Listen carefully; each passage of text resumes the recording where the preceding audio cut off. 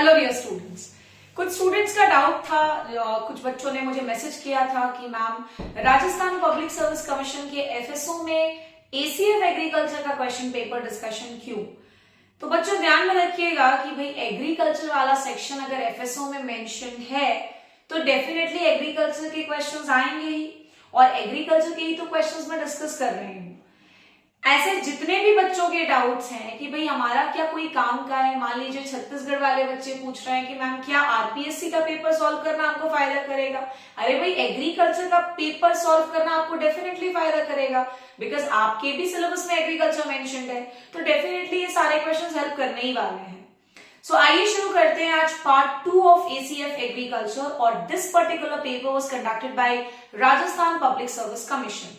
आइए शुरू करते हैं 26 नंबर क्वेश्चन के साथ, क्योंकि लास्ट क्लास में मैंने 25th क्वेश्चन तक डिस्कस कर दिया था। क्वेश्चन में पूछा गया विच of the following set of organelle is normally self replicating. इनमें से वो कौन सा सेल ऑर्गेनेल है जो कि सेल्फ रेप्लिकेटिंग होता है, खुद से ही रेप्लिकेट कर लेता है खुद को। तो ध्यान रखिएगा, सेल्फ रेप्लिकेटिंग होने के लिए किसी भी सेल ऑर्गेनेल में खुद के पास डीएनए होना जरूरी है। जिस भी सेल ऑर्गेनेल के पास अपना डीएनए होगा वो आसानी से सेल्फ रेप्लिकेटिंग बन जाएगा। और ऐसे दो सेल ऑर्गेनेल्स होते हैं, ध्यान में रखिएगा, एक है बच्चों माइटोकॉन्ड्रिया और दूसरा है क्लोरोप्लास्ट। तो आंसर क्या हो जाएगा बच्चों, ऑप्शन नंबर 3।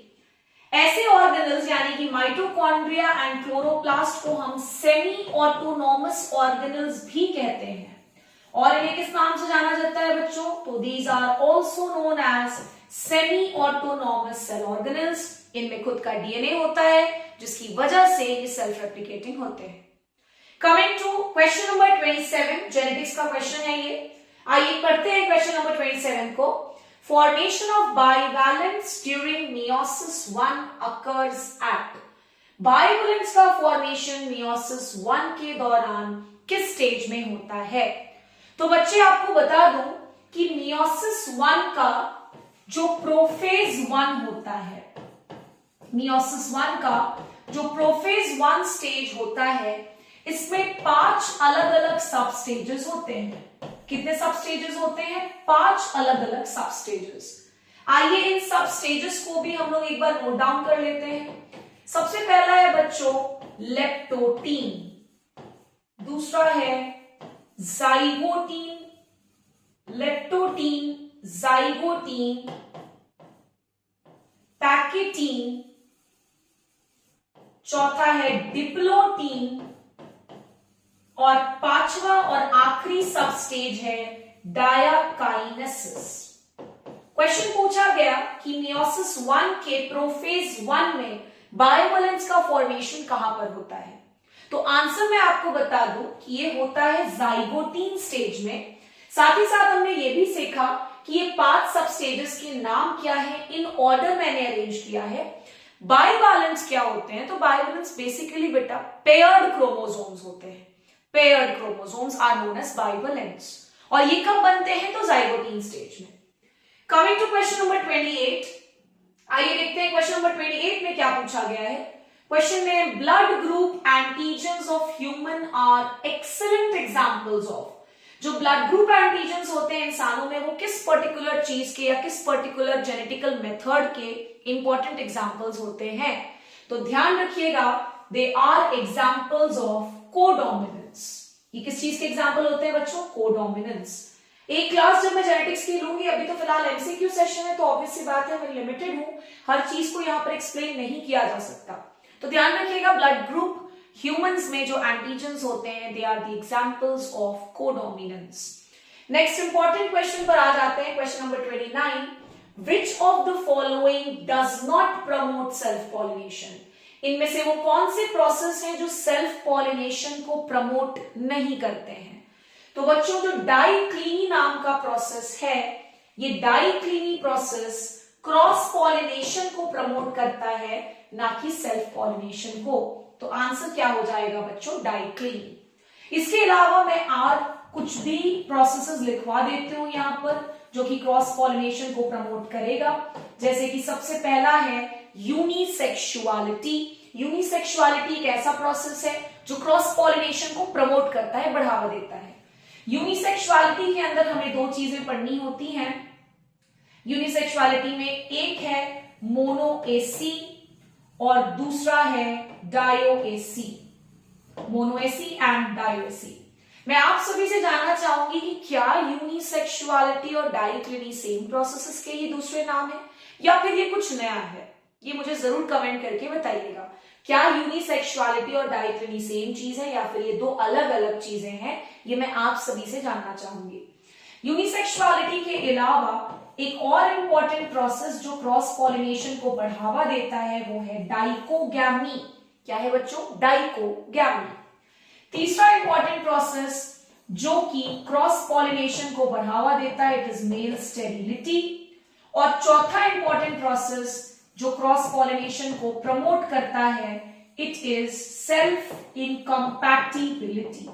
तो लगे हाथ मैंने डाइक्लिनी के साथ साथ आप सभी के लिए डाइकोगैमी, मेल स्टेरिलिटी और सेल्फ इनकम्पैटिबिलिटी को भी डिस्कस कर दिया। ये ऐसे प्रोसेसेस हैं जो क्रॉस पॉलिनेशन को प्रमोट करते हैं। आइए इसके बाद पढ़ लेते हैं नेक्स्ट क्वेश्चन। क्वेश्चन नंबर 30 में पूछा गया CK60 is a male sterile line of. पहला है व्हीट, दूसरा है बाजरा, सोरघम या पिजन पी। तो ध्यान रखिएगा that CK60 is a male sterile line of sorghum. Coming to the next question, entomology का क्वेश्चन है ये। Which type of mouth part are found in Hemipterous insect? Hemiptera, जिन बच्चों को नहीं पता है आप सभी के लिए बता दूं कि हेमिप्टेरा जो है it is an insect order. ये एक इंपॉर्टेंट इंसेक्ट ऑर्डर है और इस तरह के इंसेक्ट ऑर्डर में किस तरह का माउथ पार्ट होता है तो ध्यान रखिएगा, it is piercing and sucking type. कौन सा type? Piercing and sucking type. Coming to question number 32, बहुत ही अच्छा क्वेश्चन। क्वेश्चन में पूछा गया wax gland are found on abdominal segments in honey bees. सबसे पहले तो इस क्वेश्चन से हम पहला पॉइंट निकाल लें कि जो वैक्स ग्लैंड होता है ये किसके रिस्पेक्ट में पूछा गया है? तो हनी बीज के रिस्पेक्ट में। क्वेश्चन में ये पूछा गया है कि बताओ हनी बीज के किस एब्डोमिनल सेगमेंट में ये वैक्स ग्लैंड नाम का स्ट्रक्चर होता है। तो आपको बता दूं it is present on 4th to the 7th segment. बहुत ही अच्छा क्वेश्चन। इस तरह के क्वेश्चंस आपको नजर आएंगे ही एग्जाम्स में। क्वेश्चन नंबर 33 अगेन बहुत ही अच्छा क्वेश्चन। क्वेश्चन में पूछा गया है Malpighian tubules are related to. Malpighian tubules basically insects का एक इंपॉर्टेंट कैरेक्टर होता है और ये हेल्प करता है इंसेक्ट्स को एक्सक्रीशन में।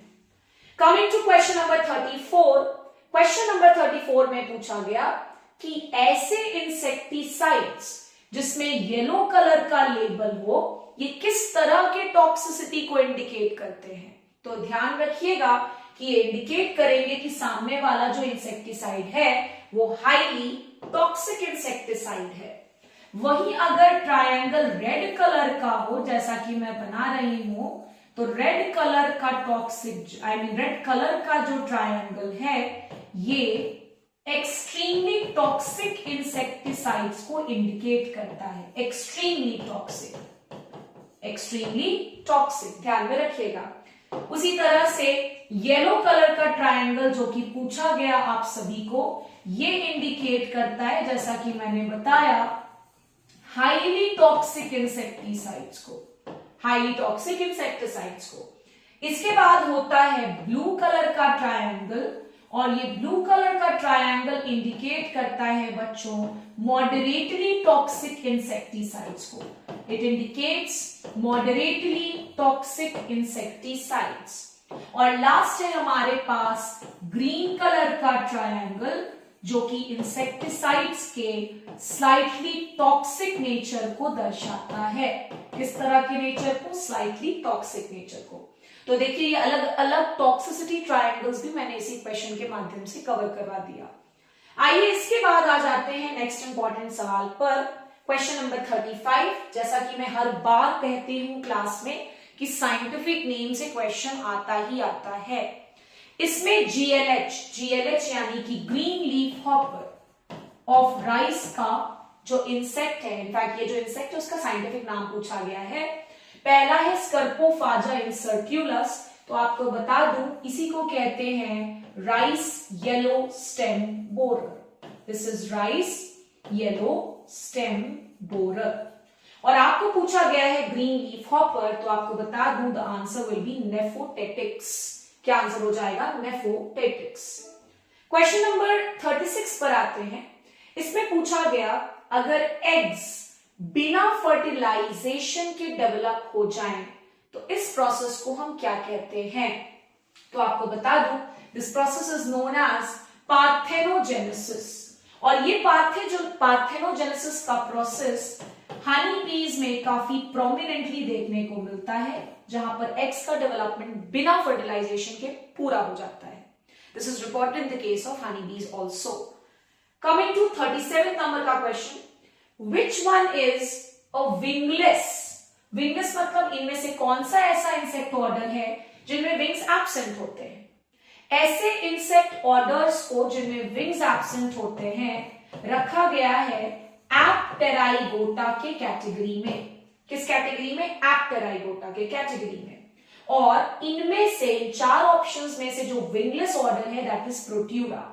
ना केवल प्रोट्यूरा में विंग्स एब्सेंट होते हैं बल्कि इनमें एंटीना इज ऑल्सो एब्सेंट, जबकि ये इंसेक्ट ऑर्डर ही है। ध्यान में रखिएगा, प्रोट्यूरा में एंटीना के साथ साथ विंग्स आर ऑल्सो एब्सेंट। और जो विंगलेस इंसेक्ट्स होते हैं बच्चों, they are placed under the group Apterygota. Next we have NPV. NPV stands for nuclear polyhedrosis virus.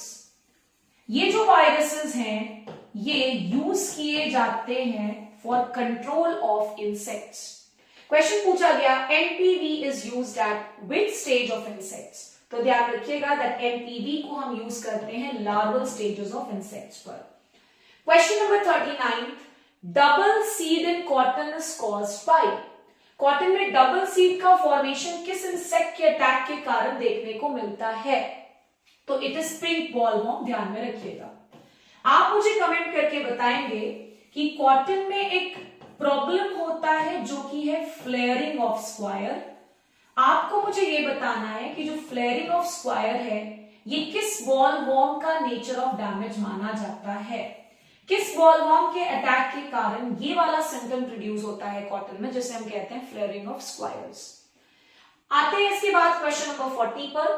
Question number 40 में पूछा गया the destructive stage of coconut rhinoceros beetle is, तो इसका आंसर हो जाएगा बच्चों एडल्ट स्टेज। इसके बाद आते हैं क्वेश्चन नंबर 41 पर, fumigant that depletes the ozone layer is. इनमें से वो कौन सा फ्यूमिगेंट है या केमिकल है जो ओजोन लेयर डिप्लीशन में भी हेल्प करता है? तो आंसर इज मिथाइल ब्रोमाइड। इसके बाद आते हैं question number 42, the book fungus and plant disease is authored bye, यानी इस पर्टिकुलर बुक के ऑथर का नाम बताइए। तो शायद अगर आपने मेरी क्लासेस को ध्यान से किया है तो मैंने ये बुक्स के नाम डिस्कस भी किए हैं प्लांट पैथोलॉजी वाले सेक्शन में, और आंसर क्या हो जाएगा बच्चों? बीबी मुंदकर। कमिंग टू नेक्स्ट क्वेश्चन, आइए देखते हैं नेक्स्ट क्वेश्चन में हमारे पास क्या है। The ability of a chemical और pesticide for holding them on the plant surface. बताइए वो कौन सी एबिलिटी है जिसके कारण प्लांट के सरफेस पे पेस्टिसाइड या इंसेक्टिसाइड चिपक पाते हैं? तो इस पर्टिकुलर प्रॉपर्टी को कहते हैं टेनासिटी। नेक्स्ट क्वेश्चन नंबर 45, ये आज की क्लास का लास्ट क्वेश्चन है जो मैं डिस्कस कर रही हूं। अगर आपने मेरी क्लासेस अटेंड की है निमैटोलॉजी वाली तो मैंने ये क्वेश्चन को डिस्कस किया भी है कि division of nematology was started at IARI new Delhi किस ईयर में शुरू किया गया था? तो it was started in the year 1966। I hope आप सभी को ये पर्टिकुलर सेशन काफी इंफॉर्मेटिव लगा हो। बहुत सारे अच्छे और नए क्वेश्चंस थे, काफी सारे पढ़े हुए क्वेश्चंस भी थे। जो नए हैं उन्हें नोट डाउन करके याद कीजिए और ये अपकमिंग हर एग्जाम के लिए इंपॉर्टेंट है। ऐसा बिल्कुल भी नहीं है कि एग्रीकल्चर वाला सेक्शन हमको एफएसओ में काम नहीं आएगा या एएफओ में काम नहीं आएगा या किसी पीजी एंट्रेंस में काम नहीं आएगा। This is not like this. हर एग्जाम जिसमें एग्रीकल्चर पूछा गया है, definitely it is going to help you. Next class में मिलूंगी with part 3 of ACF paper solution. Till then wait करें, पढ़ते रहें। Thank you so much.